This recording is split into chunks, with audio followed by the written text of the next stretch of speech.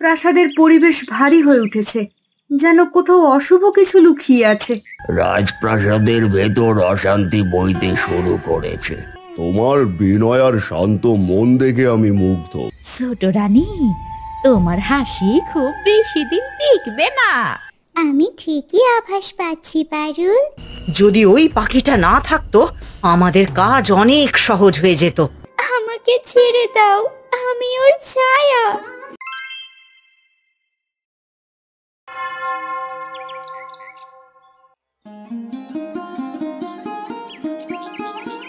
তোতা কোথায়? খাঁচাটা খোলা দেখছি, কিন্তু তোতাকে দেখতে পেলাম না। তোতা তো আমায় না বলে কোথাও যায় না। প্রহরী, তুমি কি আমার তোতাকে দেখেছো? না রানীমা, আমি তো তোতাকে দেখিনি। আমি তো এখানেই দাঁড়িয়ে আছি, সে বারান্দায় আসেনি, হয়তো নিচে ফল খেতে গেছে বাগানে। দেখো না প্রহরী, তুমি তোতাকে খুঁজে দাও। ও আমার ছায়া, আমি নিশ্চিত ও বিপদে পড়েছে। আমি কোনোভাবেই ওকে হারাতে চাই না। ঠিক আছে রানীমা, প্রাসাদের সব জায়গায় খুঁজে দেখছি, আপনি চিন্তা করবেন না। আমরা তোতার কোনো খোঁজ পেলেই আপনাকে জানাবো, আপনি চিন্তা মুক্ত থাকুন। কয়েকজন প্রহরী মিলে প্রাসাদের আনাচে কানাচে তোতাকে খুঁজছে। প্রাসাদের বাগান, মুখ্য দরজা, প্রাসাদের পেছনে সব জায়গায় খোঁজাখুঁজি চলছে, কিন্তু কেউ তোতাকে খুঁজে পায় না। কিছু খবর পেলে? কিছু বলছো না যে? খুঁজে পেলে আমার তোতাকে? না রানীমা, প্রাসাদের আনাচে কানাচে সব জায়গায় খুঁজে দেখেছি, কিন্তু আপনার তোতার কোনো হদিশ পেলাম না। হায় সৃষ্টিকর্তা, এ কি করে হতে পারে? তোতা আমায় না বলে এভাবে কোথায় যেতে পারে? কে নিয়ে গেছে ওকে? তোতারে, তোর পারুল ডাকছে, তুই কোথায়? হে সৃষ্টিকর্তা, তুমি আমার তোতাকে রক্ষা করো।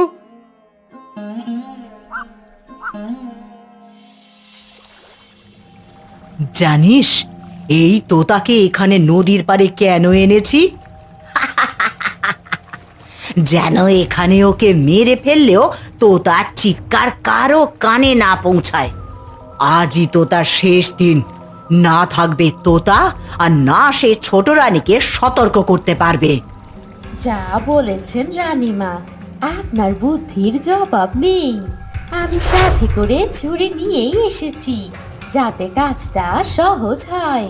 এই নিন ছুরি রানীমা, নিঃশব্দে তোতাকে শেষ করুন।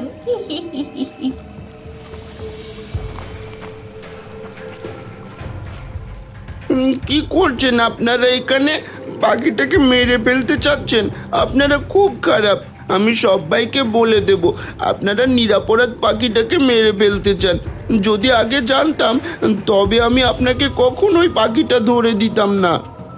এই ছেলেটা এখানে কি করছে কপিলা? এই ওসব ছাড় দেখি, দে পাখিটা আমায় দে, আমি এর ব্যবস্থা করছি। ঠিক তখনই বড় রানীর হাত ফসকে পাখির খাঁচা নিচে পড়ে যায়, আর খাঁচার দরজা খুলে যায়। সেই সুযোগে তোতা খাঁচা থেকে বেরিয়ে আসে আর উড়ে পালিয়ে গাছের ডালে এসে বসে। নিরপরাধীর সাথে সৃষ্টিকর্তা আছেন। এবার আমায় ধরে দেখাও দেখি, কেমন ধরতে পারো। আমি ছোট রানী পারুলের তোতা। রনি, ওরা খুব খারাপ, তুমিও পালাও এখান থেকে। বেশ হয়েছে, বেশ হয়েছে, মন্দ লোকের কপাল পুড়েছে।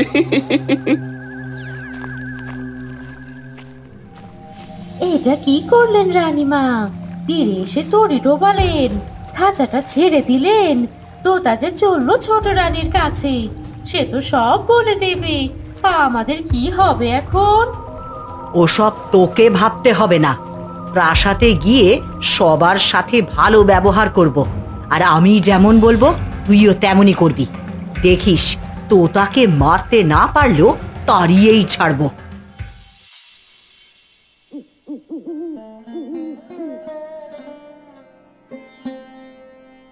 কি হলো পারুল, তোমার মন খারাপ কেন? আমি তো ফিরে এসেছি, তবে আর চিন্তা কিসের? তোর কথাই ভাবছি রে তোতা, তুই বিকেলে ফিরে এসে যা কিছু আমায় বললি সেসবই ভাবছি। তুই যদি ঠিক সময়ে পালাতে না পারতিস তবে যে আমি তোকে আর দেখতেই পেতাম না, তোকে যে আমি চিরতরে হারিয়ে ফেলতাম। তুমি কেঁদো না পারুল, আমি আছি তো। তোমার পাশে না থাকলে আমারও ভালো লাগে না।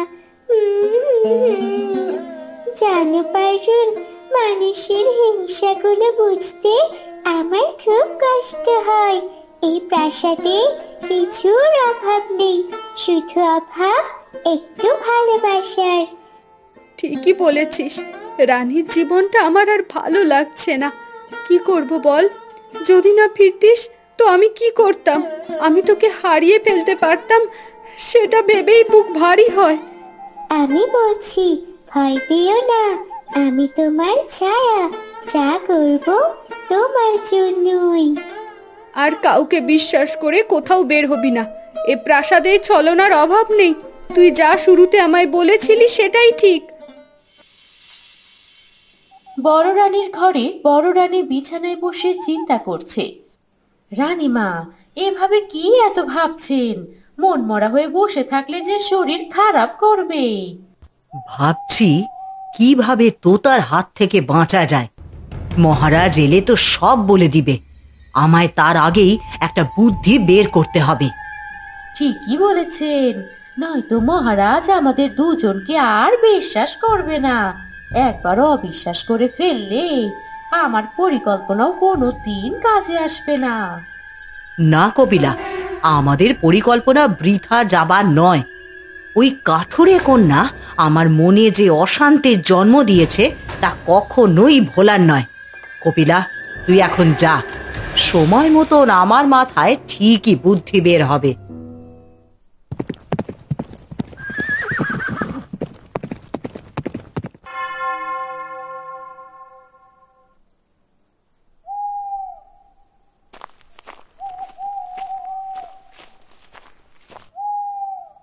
কেমন আছো ছোট রানী? সব ঠিক আছে তো? তোমার মুখখানা কেমন মলিন লাগছে। আপনি ভালোভাবে ফিরে এসেছেন দেখে শান্তি পেলাম। অনেকটা পথ পাড়ি দিয়ে এসেছেন, এখন বিশ্রাম নিন। কিছু কথা আপনাকে জানানো প্রয়োজন। কাল সকালে রাজসভায় এ নিয়ে আলোচনা করব। আপাতত বিশ্রাম নিন।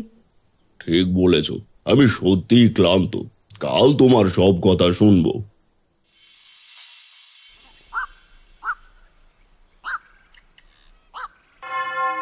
ছোট রানী, এখন বলো তুমি কি বলতে চাও?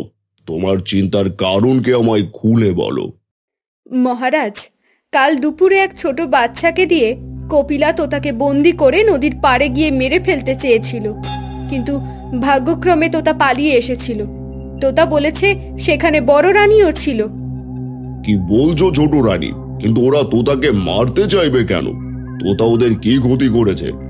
প্রহরী, দাসী আর তোমাদের বড় রানীকে এক্ষুনি ডেকে আনো। আজ্ঞে মহারাজ, এই এক্ষুনি ডেকে আনছি। মহারাজ, দেখবেন এই রাজসভাতেও তারা সত্যটা বলবে না। আমার তোতা কাল তাদের সম্পর্কে না বললে আমি বুঝতেই পারতাম না। ঠিক আছে, দেখাই যাক, ওরা আসলেই সব বুঝতে পারা যাবে।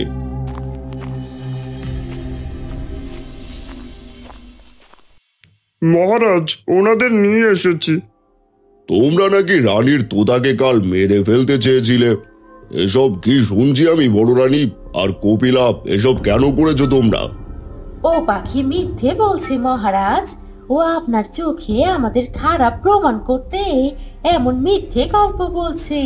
নিজেই হয়তো কোথাও চলে গিয়েছিল, আবার ফিরে এসে এমন গল্প বানিয়েছে। আমার তোতা মিথ্যে বলে না মহারাজ। আপনি যেদিন চলে গেলেন সেদিন রাতেও কপিলা আমার ঘরে ঢুকেছিল খাঁচা হাতে তোতাকে বন্দি করতে। আমি দেখে ফেলেছিলাম। আমি কপিলাকে তোমার খোঁজ নিতে পাঠিয়েছিলাম যে তোমার কোনো অসুবিধা হচ্ছে কিনা। মহারাজ মহলে ছিলেন না, তাই এই অবস্থায় তোমার খোঁজ নেওয়া আমার দায়িত্ব ছিল। প্রহরীর ছেলে রনিও ছিল নদীর পাড়ে, আপনি তাকে জিজ্ঞেস করতে পারেন মহারাজ। প্রহরী, যাও, রনিকে ডেকে আনো এক্ষুনি। আজ একটা মীমাংসা হবেই। কিছুক্ষণ পর প্রহরী রনিকে না পেয়ে রনির মাকে নিয়ে হাজির করে রাজসভায়। মহারাজ, প্রহরী আসতে আসতে আমায় সবই বলেছে। আমার ছেলে রনি কাল নদীর পাড়ে যায়নি, ও তো আমার সাথেই ছিল সারাদিন। ছেলেটা আমার 2 দিন ধরে জ্বরে পড়ে আছে। তোতা মিথ্যে বলেছে মহারাজ। তাহলে তো সব পরিষ্কার হয়ে গেল। তোতা মিথ্যে বলেছে। শুধু তাই নয়, তোতা প্রাসাদে সবার মাঝে দ্বন্দ্ব লাগানোর চেষ্টা করেছে। আমি এই প্রাসাদে আর তোতাকে রাখতে চাই না। তোতা আজই প্রাসাদ থেকে চলে যাবে, এ আমার হুকুম। মহারাজ, হে কি বলছেন আপনি? আমি যা বলেছি তাই হবে ছোট রানী। এখন সবাই যার যার কক্ষে ফিরে যাও।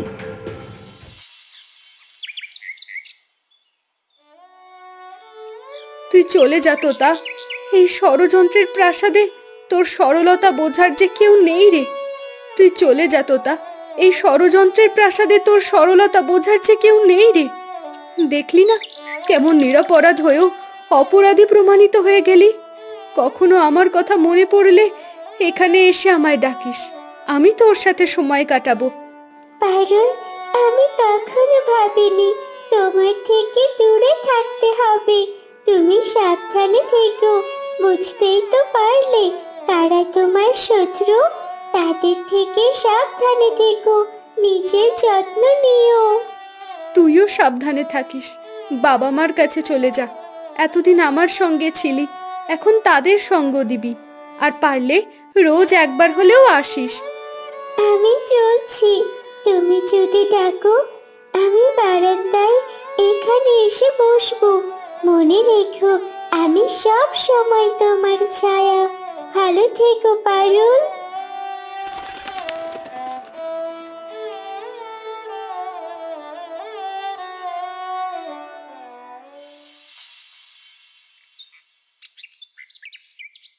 পারুল, পারুল, কিরে আমার রানীমা, একবার আয়, তোকে দেখে চোখ দুটো জুড়ায়।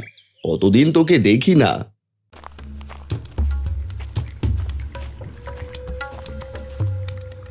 ও এলো? এত সাধারণ মানুষের বেশে কি কেউ প্রাসাদে আসে? এদের মতো লোকেদেরকে দেখে ভাবি রাজ্যের মর্যাদা কোথায় যাবে। রানীমা, এটা সহ্য করা যায় না। তুই সর, আমি দেখছি। তোমার সাহস তো কম নয়। কার অনুমতিতে তুমি প্রাসাদে ঢুকতে যাচ্ছ? নোংরা পোশাক নিয়ে প্রাসাদে ঢোকা যায় না।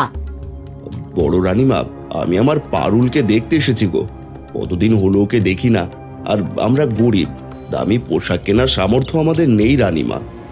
কথা তো দেখছি ভালোই শিখেছ। ও কি, হাতে দেখছি সামান্য মাটির হাঁড়িতে আবার মিষ্টিও এনেছো। কি বলবো কপিলা, রাজপ্রাসাদের নিয়ম কানুন এ তো কিছুই জানে না দেখছি। যা বলেছেন রানীমা, ভিখারির বেশে নাকি তার মেয়েকে দেখতে এসেছি। আমি আমার মেয়েকে দেখতে এসে কি ভুল করলাম? কিন্তু আপনাদের ব্যবহারে মনে হচ্ছে মিষ্টিগুলো নিয়ে মেয়েকে দেখতে আসা সত্যি আমার ভুল হয়েছে। রাজ্যের বড় রানীর মুখে মুখে তর্ক করছো?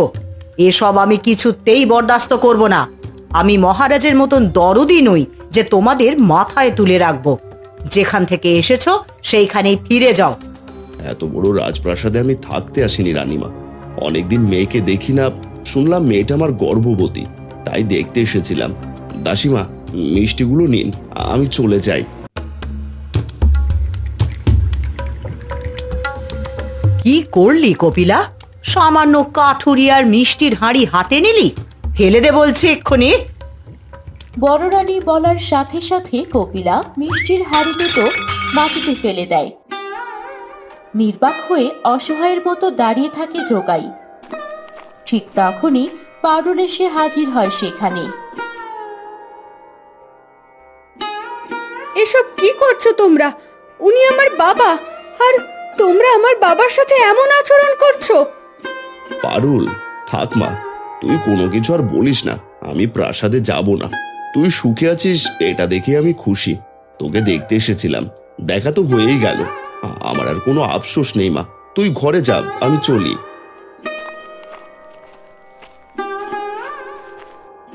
কি করলাম আমি বাবা? মহারাজের সুখের জন্য তোমাদের কাঁদালাম আমি। আমায় ক্ষমা করো বাবা।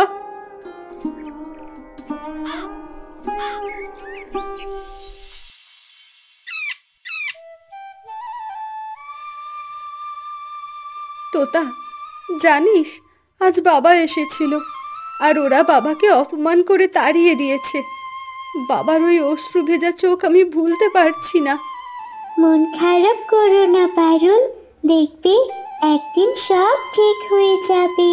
এখন তুমি তোমার সন্তানকে নিয়ে ভাবো, সে যে খুব তাড়াতাড়ি আসতে চলেছে।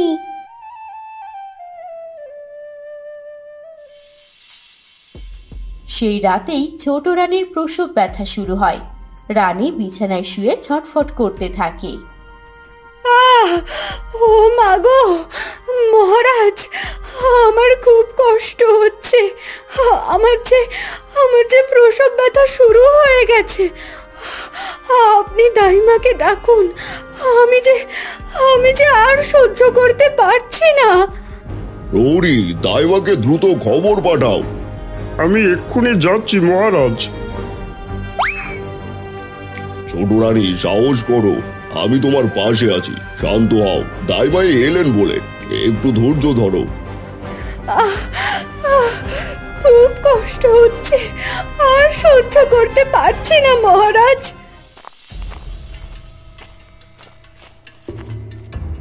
এই তো আমি এসে গেছি মহারাজ, আপনি ঘরের বাইরে যান, আমি দেখছি।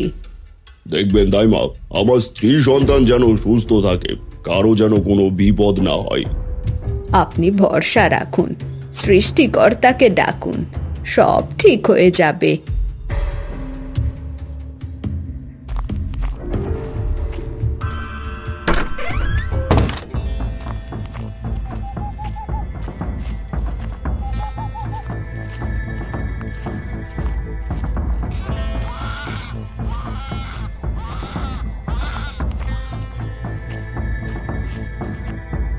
রাজপ্রাসাদে আজ নতুন আলো এসেছে। আপনি ফুটফুটে এক পুত্র সন্তানের পিতা হয়েছেন মহারাজ, সবাইকে মিষ্টি মুখ করান। মন্ত্রী, আজ আমি অনেক খুশি, আমি পুত্র সন্তানের বাবা হয়েছি। প্রাসাদের সকলকে মিষ্টি মুখ করার ব্যবস্থা করো মন্ত্রী। আমি এক্ষুনি সব ব্যবস্থা করছি মহারাজ, আপনি রানীমার কাছে যান।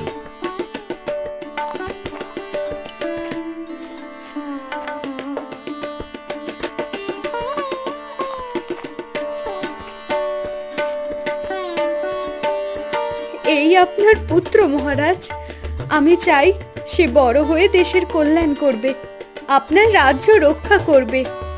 তোমরা দুজনে সুস্থ আছো, এটাই আমার কাছে সবচেয়ে বড় পাওয়া। আমি আজ অনেক খুশি, তুমি আমায় পূর্ণ করেছো।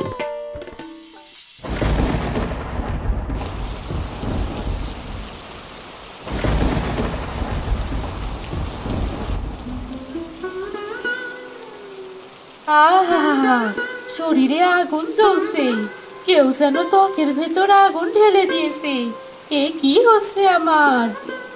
কপিলা, ও কপিলা, তোর শরীরটা তো দেখছি ভয়ানক অবস্থা।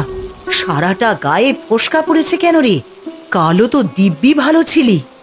রানীমা, আমি জানি তান্ত্রিক বলেছিল ছোট রানীর সন্তান যদি পৃথিবীর আলো দেখে তবে আমার ভয়ানক রোগ হবে, যা আমায় মৃত্যুর দিকে ধাবিত করবে। এগুলোই আমার পাপের ফলস্বরূপ রানীমা। চুপ কর কপিলা, এমন কথা মুখে আনিস না। কেউ শুনে ফেললে আমাদেরই বিপদ হবে। এসব ঘটনা তুই আমায় কখনো বলিসনি কেন? আমি পাপ করেছি রানীমা, ছোট রানীর প্রতি অন্যায় করেছি। সৃষ্টিকর্তা আমাকে হয়তো ক্ষমা করবেন না। এইসব বলিস না কপিলা, আমার আর ভালো লাগছে না। তুই চিন্তা করিস না, ভালো হয়ে যাবি। আমি চলি, কাউকে না বলেই প্রাসাদের বাইরে বের হয়েছি।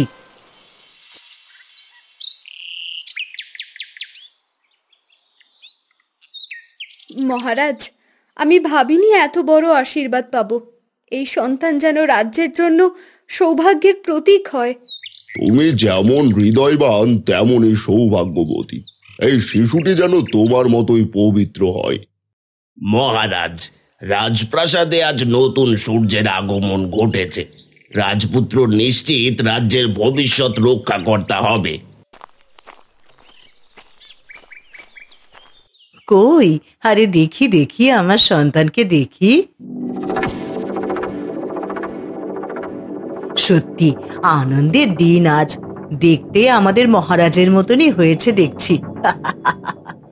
আস্তে আস্তে এই রাজ্যটা তুই নিয়ে নিবি, আমি তা কখনোই হতে দেব না। তোর এই হাসি আমি চিরতরে বন্ধ করে দেব।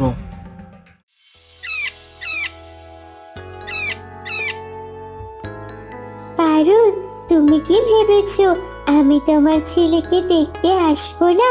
তোমার সন্তান যেমন আলোর প্রতীক, তেমনি ওর আগমনে অন্ধকারও ভয় পাবে। আমি তোর অপেক্ষাতেই ছিলাম রে তোতা। বাবা মাকে খবরটা দিস, তারা যেন আমার ছেলেকে দেখতে আসে।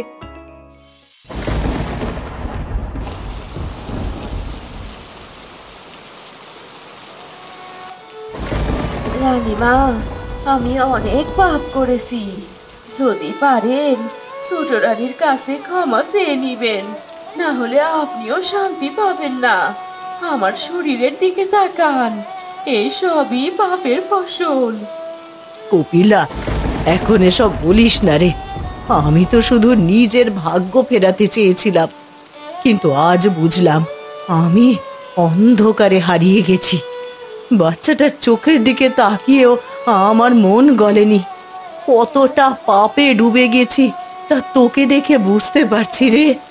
এখনো দেরি হয়নি রানীমা, সত্যের পথে ফিরে আসুন, দেখবেন বাকি জীবনটা কত সুখের হয়। কপিলা, কপিলা, তোর কি হলো রে? কথা বল না রে কপিলা, কথা বল। চলে গিয়ে আমায় শিখিয়ে দিয়ে গেলি যে হিংসা সত্যি মানুষকে ধ্বংস করে। কপিলার নিঃশ্বাস থেমে যায়, বাতাস থমকে যায়, বড় রানী স্তব্ধ হয়ে তাকিয়ে থাকে। বাইরে প্রচন্ড ঝড় বৃষ্টির আওয়াজ যেন পরিবেশকে আরো কষ্টের করে তোলে।